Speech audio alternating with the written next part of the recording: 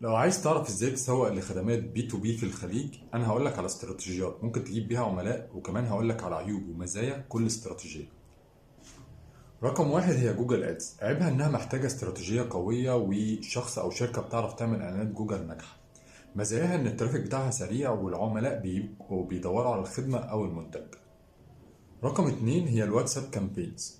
عيبها ان الليدز بتاعتها بتبقى قليلة، بس مزاياها ان اللي هيرد عليك هيبقى مهتم باللي انت بتبيعه. رقم ثلاثة إعلانات تيك توك وسناب شات. عيبها إنها بتجيب عملاء كتير unqualified، بس الترافيك بتاعها عالي جدا، بس لو هتعرف تفلتر الليدز كويس. رقم أربعة هي اللينكد إن أدز. عيب الإعلانات على لينكد إن إن هو غالي، بس هتجيب عملاء من شركات قوية جدا زي ما بيقولوا كده هاي تيكت كلاينتس.